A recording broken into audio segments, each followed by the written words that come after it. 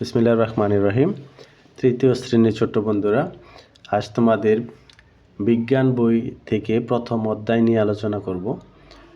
এই অধ্যায় থেকে যে জিনিসগুলি তোমাদের জানতে হবে, শিখতে হবে, পরীক্ষায় আসতে পারে বা যেগুলি মূল বিষয়, সবগুলোই মোটামুটি আলোচনা করে পাঠ্য বইয়ের আমি প্রত্যেকটা অংশে দাগ দিয়ে রাখবো। তোমরা সেইভাবে বইয়ের সাথে মিলিয়ে দাগ দিয়ে নিবে এবং সেই অনুযায়ী পড়বে।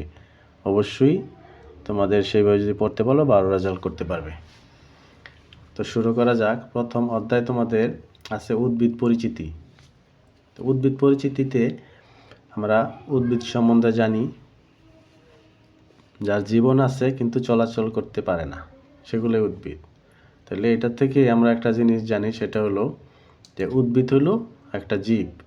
তাহলে আমরা এটা থেকে কী শিখলাম? এটার থেকে আমি যে অংশটা দাগ দিব, আন্ডারলাইন করব লাল লাইট দিয়ে, তোমরা সেটাকে ভালো করে খেয়াল রাখবে যে উদ্ভিদ একটি জীব। তাহলে উদ্ভিদ একটি জীব, এই চ্যাপ্টারের প্রথম আমাদের শিক্ষা হলো উদ্ভিদ একটি জীব। তো উদ্ভিদ একটি জীব, আমাদের পাশে বিভিন্ন ধরনের উদ্ভিদ থাকে, যেমন এখানে অনেকগুলি আমজাম, লিচু, পেয়ারা দেওয়া আছে এবং এদের আকৃতি, রং, আকার ভিন্ন হয়ে থাকে। তো উদ্ভিদের ভিন্ন হলে তাদের গঠনও ভিন্ন হয় এবং বিভিন্ন অংশ থাকে। তো এখানে আমাদের প্রথম জানার বিষয় হলো উদ্ভিদের সাধারণত কি কি অংশ থাকে। উদ্ভিদের সাধারণত কি কি অংশ নিয়ে গঠিত, এটা আমাদের একটা বিষয়। এখানে উদ্ভিদের অংশ বলতে আমরা যেমন ফুল, ফল থাকে, কাণ্ড থাকে, পাতা থাকে, নানান অংশ থাকে। যে এই অংশগুলি সম্বন্ধে আমরা জানবো। উদ্ভিদের সাধারণত অংশগুলি সম্বন্ধে আমরা জানি কি কি থাকে। যদি বলা হয় উদ্ভিদের প্রধান কি কি অংশ, সেক্ষেত্রে আসবে উদ্ভিদের প্রধান অংশ যে মূল, কাণ্ড এবং পাতা। উদ্ভিদের প্রধান অংশ কি?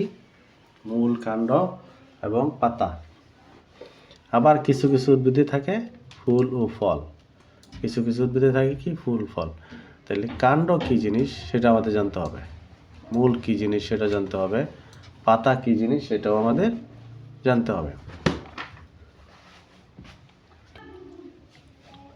তো মূল, প্রথমে আমরা জানবো যে মূল কি। উদ্ভিদের মূল, এই জিনিসগুলো হলো মূল। তোমরা যা দেখতে পাও, মূল হলো উদ্ভিদের মূল বা শিকড় মাটির নিচে থাকে। মূল মাধ্যমে গাছ মাটিতে আটকে থাকে, মূল গাছকে সোজা হয়ে দাঁড়িয়ে থাকতে সহায়তা করে। এটা হলো মূলের কাজ। মূলগুলি থাকে কোথায়? মূল বা শিকড় মাটির নিচে থাকে, এটা হলো একটা অংশ। মূলের কি কাজ? মূল গাছ মাটিতে আটকে থাকে। আরেকটা কাজ কি? মূল গাছকে সোজা হয়ে দাঁড়িয়ে থাকতে সহায়তা করে। এই তিনটা হলো মূলের কাজ। তাহলে আমরা শিখব মূলের কাজ কি। যে মূল হলো মাটির নিচে থাকে সাধারণত, এবং এটা গাছকে কি করে? সোজা হয়ে দাঁড়িয়ে থাকতে সাহায্য করে এবং মাটির সাথে আটকে রাখে। এটা হলো মূলের কাজ। তারপরে আসে আমাদের কি আরেকটা গুরুত্বপূর্ণ অংশ, সেটা হলো কাণ্ড। কাণ্ড হলো উদ্ভিদের প্রধান অংশ। উদ্ভিদের প্রধান যে অংশ সেটার নাম হলো কাণ্ড। মূল উদ্ভিদের অন্যান্য অংশের মধ্যে সংযোগ স্থাপন করে কাণ্ড। কাণ্ডতে কি থাকে? প্রশাখা, পাতা, ফুল ও ফল, এই সবগুলো অংশই কাণ্ডের মধ্যে থাকে। প্রশাখা, শাখা প্রশাখা, পাতা, ফুল ও ফল, এগুলি সবগুলি কাণ্ড থেকে হয়। তাহলে আমরা কাণ্ড সম্বন্ধে জানলাম যে কাণ্ডের মধ্যে কি থাকে এবং প্রধান অংশ কি কি। তারপর আসছে আমাদের পাতা। পাতার বৈশিষ্ট্য যদি বলা হয়, তাহলে অধিকাংশ উদ্ভিদের পাতা হয় চ্যাপ্টা ও সবুজ হয়ে থাকে। অধিকাংশ উদ্ভিদের পাতা চ্যাপ্টা ও সবুজ হয়ে থাকে। পাতা মূলত কি কি অংশ নিয়ে গঠিত? একটা গুরুত্বপূর্ণ জিনিস, পাতা বৃন্ত বা বোটা, পত্র, ফলক এবং শিরা, উপশিরা, এই অংশগুলি নিয়ে পাতা গঠিত। তাহলে এটা থেকে আমরা কি শিখব? যে পাতা কি কি অংশ নিয়ে গঠিত এবং পাতার আকার আকৃতি বা কেমন। তারপরে যেটা আসবে সেটা হলো ফুল। ফুল সবার জন্য ফুল হলো সাধারণত রঙিন থাকে। তো এটা আকার আকৃতি রং বিভিন্ন উদ্ভিদ ভেদে ভিন্ন রকম হয়।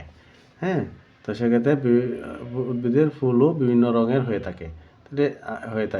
তাহলে এটা হলো আমাদের ফুলের সম্পর্কিত। তারপর আসবে ফল। ফলও বিভিন্ন উদ্ভিদভেদে বিভিন্ন রকম হয়ে থাকে। হ্যাঁ, এদের ফলের মধ্যে কী থাকে? ফলের উদ্ভিদের একটা বিশেষ ধরনের অংশ যাতে বীজ থাকে, এর ভিতরে বীজ থাকে। এদের আকার আকৃতি ফলের ফল উদ্ভিদ অনুযায়ী ভিন্ন হয়, সব উদ্ভিদের আবার ফলও হয় না। তাহলে আমরা এটাতে কী কী জিনিস জানলাম? প্রথমত জানলাম মূল, তারপর কাণ্ড, তারপর পাতা, ফুল, ফল। তাহলে এই অংশগুলির বৈশিষ্ট্য তোমরা আমি আন্ডারলাইন করে দিয়েছি, এগুলি ভালোভাবে দেখবে এবং মনে রাখার চেষ্টা করবে। এগুলি বিভিন্ন নৈর্ব্যক্তিক, তারপর শূন্যস্থান, তারপর সাধারণ বিভিন্ন প্রশ্নের মধ্যে থাকতে পারে। এগুলি আমি যে অংশগুলো আন্ডারলাইন করেছি এগুলি এর মূল অংশ, এগুলি ভালো করে দেখলেই তোমাদের হয়ে যাবে আশা করি। তারপরে উদ্ভিদের যে জিনিসটা আমরা শিখব সেটা হলো উদ্ভিদের বিভিন্ন অংশের কোন অংশ কাজ কি হয়। যেমন এটা আমরা এই পৃষ্ঠায় দেখব উদ্ভিদের বিভিন্ন অংশের কাজ সম্পর্কে আমরা জানবো। যেমন ফুলের কাজ কি, হ্যাঁ, ফুলের কাজ কি, পাতার কাজ কি, এগুলি আমরা জানবো। এটা আরও বেশি ইম্পর্টেন্ট। কাণ্ডর কাজ কি, হ্যাঁ, এবং মূলের কাজ কি, এই কাজগুলি জানবো। কী কাজ আমরা আর একটু আলোচনা করি। দেখো, প্রথমত হলো ফুলের কাজ। ফুল কি? ফুল একটা উদ্ভিদের বিশেষ অংশ, এর থেকে বীজ হয়, উৎপন্ন হয়। বীজ বপন করলে চারা হয়। যদি ফুল না হইতো তাহলে ফল বা হইতো না, বা বীজ হইতো না, এবং চারা গাছ উৎপন্ন হইতো না। তাহলে আমরা এটা থেকে নতুন কোনো উদ্ভিদ পাইতাম না। সুতরাং ফুলের একটা গুরুত্বপূর্ণ অংশ হলো এটা। হ্যাঁ, তারপর আসবে পাতা।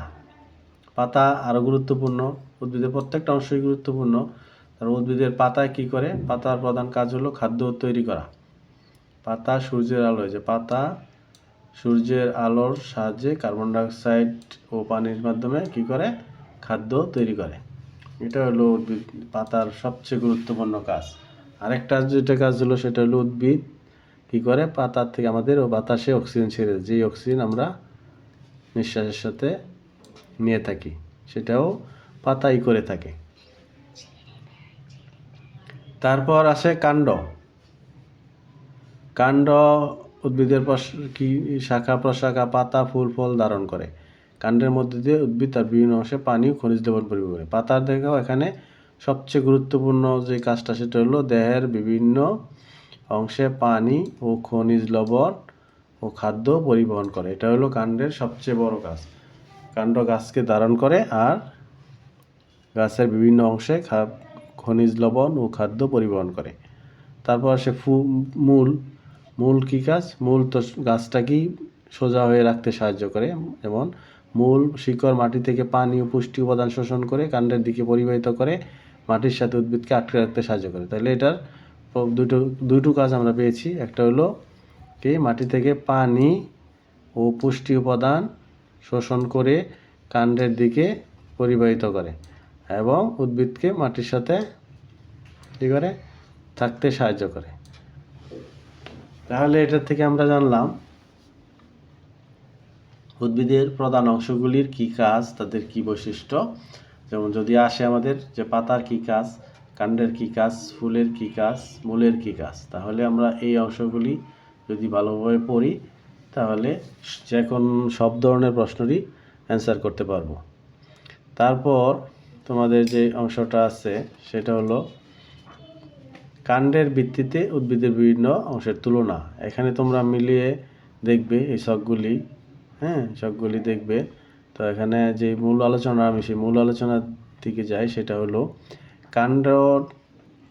কাণ্ডের ধরন উপর ভিত্তি করে উদ্ভিদের শ্রেণীবিন্যাস। কাণ্ডের ধরনের ভিত্তি করে উদ্ভিদের শ্রেণীবিন্যাস। এখানে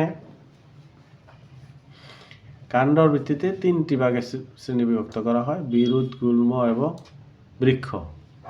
এই তিনটা খুবই গুরুত্বপূর্ণ। যে বিরুৎ, তারপরে গুল্ম, তারপরে আসবে বৃক্ষ। এই তিনটাই খুবই গুরুত্বপূর্ণ। এখন পরীক্ষায় বিরুৎ সম্পর্কে আসতে পারে, গুল্ম সম্পর্কে আসতে পারে এবং বৃক্ষ সম্পর্কে আসতে পারে, তাদের বৈশিষ্ট্য এবং উদাহরণ। তার বিরুদ্ধের বৈশিষ্ট্য ক্ষেত্রে আমরা জানি উদ্ভিদের কাণ্ড নরম, চিকন, সবুজ বর্ণের হয়। এটা হলো মূল গাছ, সবুজ বর্ণের হয়। এটা হলো উদ্ভিদের নরম। এরা কীরকম হয়? নরম ও সবুজ কাণ্ড উদ্ভিদের বিভিন্ন বিশিষ্ট উদ্ভিদকে বলা হয় বিরুৎ জাতীয় উদ্ভিদ। তাহলে আমরা বিরুৎ জাতীয় উদ্ভিদ সম্বন্ধে জানলাম যে যাদের কাণ্ড নরম সবুজ কাণ্ড থাকে এবং তাদের পাতা চিকন সবুজ বর্ণের হয়। এদের উদাহরণ হিসেবে ধান, সরিষা, টমেটো এগুলো আমরা বলতে পারি। এগুলো বিরুৎ জাতীয়। তাহলে বিরুৎ জাতীয় বৈশিষ্ট্য কী শিখলাম? এদের কাণ্ড নরম, চিকন ও সবুজ বর্ণের হয়। হ্যাঁ, নরম ও সবুজ কাণ্ড উদ্ভিদ বিশিষ্ট এই উদ্ভিদগুলোই হলো বিরুৎ জাতীয় উদ্ভিদ। তারপর আমরা শিখব গুল্ম। গুল্ম হলো এসব উদ্ভিদের কাণ্ড শক্ত এবং বিরুতের তুলনায় আকারে বড়। কাণ্ডের গোড়ার কাছ থেকেই শাখা প্রশাখা বের হয়, মূল ও শিকড় মাটির গভীরে যায় না। আচ্ছা, তো এদের মূল বৈশিষ্ট্য হলো এরা বিরুতের চেয়ে সামান্য আকারে বড়। হ্যাঁ, কাণ্ড শক্ত। মূল কথা হলো কাণ্ড শক্ত, বিরুতের তুলনায় বড় এবং কাণ্ডের কাছ থেকেই শাখা প্রশাখা বের হয়। হ্যাঁ, শিকড় বেশি গভীরে যায় না। এই কয়েকটা বৈশিষ্ট্য হলো গুল্মের বৈশিষ্ট্য। এগুলা উদ্ভিদের সাথে ছবির সাথে তুলনা করবে। যেমন এদের উদাহরণ হিসেবে আছে গোলাপ, রঙ্গন, জবা, গুল্ম। এই শ্রেণীর উদ্ভিদগুলা হলো গুল্ম জাতীয় উদ্ভিদ। শিকড় থাকে পাতলা, বেশি গভীরে যাবে না এবং শাখার অল্প থেকেই শাখা প্রশাখা বের হইতে থাকে, কাণ্ড শক্ত থাকে। তাহলে এটা হলো গুল্ম। তারপরে বৃক্ষ তো পরিচিত উদ্ভিদ, যে তাদের কাণ্ড হবে দীর্ঘ, হবে শক্ত। কাণ্ড দীর্ঘ, শক্ত এবং কাণ্ড থেকে কি থাকবে? শাখা প্রশাখা, পাতা হয়। মাটির গভীরে যায় এদের মূল, যেমন আম, কাঁঠাল, বেল, বৃক্ষ ইত্যাদি। তাহলে এখান থেকে আমরা এই বৈশিষ্ট্যগুলো শিখব যে বিরুৎ, গুল্ম এবং বৃক্ষ এদের বৈশিষ্ট্য, এবং এই আন্ডারলাইনকৃত অংশগুলি হয় শূন্যস্থান, নয় নৈর্বৃত্তিক বা ছোট প্রশ্ন, যে কোনো জায়গায় এগুলি প্রশ্ন আকারে আসতে পারে। এগুলি এইভাবে ভালো করে দেখতে হবে। তারপর আসি আমাদের ফুলের ভিত্তিতে শ্রেণীবিন্যাস। ফুলের ভিত্তিতে শ্রেণীবিন্যাসে আমরা জানি কিছু উদ্ভিদের ফুল হয়, কিছু উদ্ভিদের ফুল হয় না। হ্যাঁ, তো যেসব উদ্ভিদের ফুল হয় সেগুলো হলো সপুষ্পক উদ্ভিদ, আর যেসব উদ্ভিদের ফুল হয় না সেগুলি হলো অপুষ্পক উদ্ভিদ। হ্যাঁ, তাহলে এটা থেকে আমরা শিখব কি, যে সপুষ্পক এবং অপুষ্পক উদ্ভিদগুলা কি কি। এই যে এখানে দুইটা অংশ, একটা হলো অপুষ্পক উদ্ভিদ আর একটা হলো সপুষ্পক উদ্ভিদ। এখানে আমরা শিখব সপুষ্পক, যেসব উদ্ভিদের ফুল হয় সেগুলো হলো সপুষ্পক উদ্ভিদ। হ্যাঁ, অধিকাংশ উদ্ভিদেরই ফুল হয়। আর যেসব উদ্ভিদের ফুল হয় না সেগুলো হলো অপুষ্পক উদ্ভিদ। অধিকাংশ এরা কোথায় জন্মে? অপুষ্পক উদ্ভিদগুলি, যেমন মস, ফার্ন, এগুলি তোমরা দেখে থাকবে অবশ্যই, ছায়া এবং শীতল স্যাঁতস্যাঁতে জায়গায় এগুলি জন্মে। আর পুষ্পক উদ্ভিদগুলি অধিকাংশ উদ্ভিদ পুষ্ট, আম, কাঁঠাল, এগুলি গোলাপ, শাপলা, এগুলি সবই পুষ্পক উদ্ভিদ। তাহলে আমরা এখান থেকে ফুলের ভিত্তিতে শ্রেণীবিন্যাসে আমরা শিখব অপুষ্পক উদ্ভিদ সম্পর্কে, আর শিখব সপুষ্পক এবং অপুষ্পক। এই দুইটা জিনিস আমরা ভালো করে শিখব, যে ফুলের ভিত্তিতে শ্রেণীবিন্যাস কি। হ্যাঁ, এক্ষেত্রে এই যে এখানে এই যে অপুষ্পক উদ্ভিদ একটা, অপুষ্পক উদ্ভিদ একটা, এই দুইটা উদ্ভিদ সম্পর্কে আমাদের ছবি এঁকে তা আইডেন্টিফাই করা হয়েছে, এটার ফুল আছে এটার নাই, আর পাতা, কাণ্ড, পাতা এভাবে দেওয়া আছে। তাইলে আমরা এখান থেকে শিখলাম যে ফুলের ভিত্তিতে উদ্ভিদ দুই প্রকার, পুষ্পক এবং অপুষ্পক, সপুষ্পক এবং অপুষ্পক, অপুষ্পক, অপুষ্পক।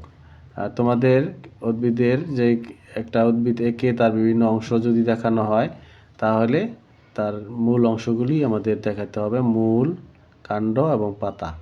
এইভাবে যদি আসে যে একটা উদ্ভিদ চিহ্নিত করি, তার নাম লিখে তার কাণ্ড, ফুল, কাণ্ড, পাতা, মূল চিহ্নিত করি, তাহলে একটা ছবি এঁকে তার কাণ্ড, মূল এবং পাতা শনাক্ত করতে হবে। তো এই চ্যাপ্টারে মূলত এই অংশগুলি আছে, আমি যেগুলো আন্ডারলাইন করে চিহ্নিত করেছি এগুলা মনোযোগ দিয়ে দেখে প্রশ্নের আদলে যখন শিখবে তখন অবশ্যই যে কোনো প্রশ্নের অ্যান্সার করতে পারবে। আশা করি প্রথম অধ্যায়ের মোটামুটি একটা ধারণা তোমাদের চলে আসছে। তো মনোযোগ দিয়ে দেখবে, শিখবে, অবশ্যই পরীক্ষায় ভালো রেজাল্ট করতে পারবে। তো আজ এ পর্যন্তই। আল্লাহ হাফেজ।